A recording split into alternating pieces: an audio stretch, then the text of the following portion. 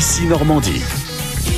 Actu locale, musique et bonne humeur. Merci d'être avec nous. 7h45, Irène Prigent, bonjour. Bonjour. Notre invité ce matin est Thomas Pellerin-Carlin, député européen du groupe socialiste et démocrate. Lui qui a été élu en 2024 ne sera pas à Strasbourg. Aujourd'hui, il vient en Normandie pour donner une conférence ce soir au MOOC et à Melun à Caen. Au programme de cette conférence, l'Europe et la Normandie face au défi de la transition écologique. Thomas Pellerin-Carlin, bonjour. Bonjour. Les députés de l'UE sont actuellement très occupés par le Green Deal, le pacte vert européen, un plan pour rendre l'Europe climatiquement neutre en 2050. Ce pacte est loin de faire l'unanimité. Effectivement, il est contesté par l'extrême droite européenne qui veut l'arrêter complètement. Et là, le problème qu'on a, c'est qu'on n'a pas le temps de faire du surplace. Les impacts du dérèglement climatique, on le voit partout dans le monde, mais en particulier chez nous en Normandie. Les inondations qu'on a eues à Lisieux il y a un an, la sécheresse qu'on a eue dans le bocage virois il y a quelques années, et on voit aussi le retrait du trait de côte qui fait que on a des tas de Normands qui vivent sur la côte qui sont menacés par des inondations côtières. Certaines mesures du pacte vert concernent directement l'économie de la Normandie. Il était question par exemple d'arrêter la vente des véhicules thermiques d'ici à 2035, mesure qui a été retoquée sous l'influence de la droite et de l'extrême droite et qui menace aujourd'hui directement un site comme Renault Trucks à Blainville-sur-Orne, l'usine qui fabrique des camions électriques. Effectivement, en Normandie, on a vraiment une carte à jouer sur le passage à l'électrique. En Haute-Normandie, par exemple, Renault, c'est là où Renault à Cléon fabrique déjà les moteurs électriques. Et ici, dans le Calvados, à Blainville-sur-Orne, on a anciennement RVI, aujourd'hui Renault Trucks, qui est un des leaders européens du camion électrique. Et donc, vraiment défendre l'écologie au niveau européen, c'est bon, évidemment, pour protéger les Normands et protéger l'environnement. Mais c'est aussi très bon pour les emplois chez nous. Parce qu'en Normandie, on est un des leaders européens de la bascule écologique dont on a besoin. Et sur la question de la voiture et du camion, c'est évidemment le passage à l'électrique. Votre groupe au Parlement se bat aussi pour mettre en place un leasing social européen. De quoi s'agit-il ?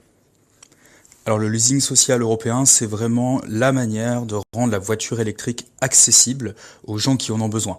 Je pense par exemple aux aides à domicile qu'on a dans nos territoires ruraux du côté de Vire, du côté de Falaise, et qui vont faire parfois 100-150 km par jour pour aller voir leurs différents patients, leurs différents clients.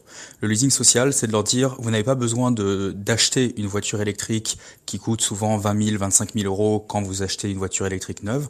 On va vous aider pour que vous puissiez la louer pour un loyer modeste, autour de 80 à 150 euros par mois, de manière à rendre la voiture électrique réellement accessible aux gens qui en ont besoin. Et là-dessus, vous cherchez des alliés, y compris au sein d'autres groupes politiques pour former une coalition, pour que ça passe ? Oui, c'est vraiment la manière qu'on a de faire de la politique au niveau européen. C'est une manière basée sur le compromis. Donc moi, par exemple, je travaille beaucoup sur ce sujet-là de comment on rend la voiture électrique accessible aux gens qui en ont besoin, avec un ministre de la droite polonaise, Krzysztof Bolesta. Donc c'est évidemment pas ma famille politique, moi je suis de gauche, lui il est polonais, moi je suis français, mais on a réussi à se mettre d'accord sur ce sujet-là, ce qui permet du coup de faire avancer cette idée de manière très concrète. 7h48, notre invité ce matin est Thomas Pellerin-Carlin, député européen et du groupe socialiste et démocrate. Le président américain Donald Trump veut imposer son ménagement des taxes, des droits de douane aux autres pays pour les produits importés dans son pays. En Normandie, on exporte notamment du Calva vers les États-Unis. Que peut faire l'Europe pour protéger nos producteurs ? L'Europe doit avant tout rester unie. L'objectif de Trump, c'est de nous diviser. Et aujourd'hui, ce que nous, on doit faire en tant qu'Européens, c'est être capable de faire l'Europe dans un monde de brutes. Que cette brute-là soit le président chinois, le président russe ou le président américain. Donc Trump, il déstabilise pas simplement l'économie locale, mais l'économie mondiale, avec des conséquences concrètes. Donc là-dessus, il faut que nous, au niveau européen comme au niveau français, on travaille avec les gens qui sont directement impactés, par exemple les producteurs de Calvados dans notre région, mais aussi qu'on soit capable d'avoir un plan de sortie. Comment est-ce qu'on est capable de produire plus chez nous, d'avoir plus de production européenne à destination du marché européen, afin d'être, si je puis dire, protégé des idioties que Trump a déjà fait, mais qu'il va continuer à faire pendant encore quelques années. Une dernière question sur Sanofi et sa filiale OPA qui fabrique le Doliprane et qui va être vendu à un fonds de pension américain. Ça, on le sait depuis octobre dernier. Mais à Lisieux, les salariés de l'usine sont toujours dans le flou. La vente pourrait être effective le 30 avril prochain. Est-ce que vous avez des informations de votre côté sur quand aura lieu cette vente ? Alors moi j'étais à Lisieux pour soutenir les salariés de Sanofi et j'ai obtenu quelques informations en plus hier soir et pour être très clair, moi je suis très inquiet. Je vois que le gouvernement français laisse des entreprises être rachetées par des puissances étrangères, dans le cas de Sanofi par un acteur américain, dans le cas de Vencorex en Isère par les Chinois, et moi ça me rappelle ce que le gouvernement français précédent avait fait en laissant ArcelorMittal être acheté par l'Inde, et on voit aujourd'hui les conséquences, avec 600 emplois qui vont être supprimés à ArcelorMittal, principalement dans le nord de la France. Donc moi je suis vraiment très très inquiet.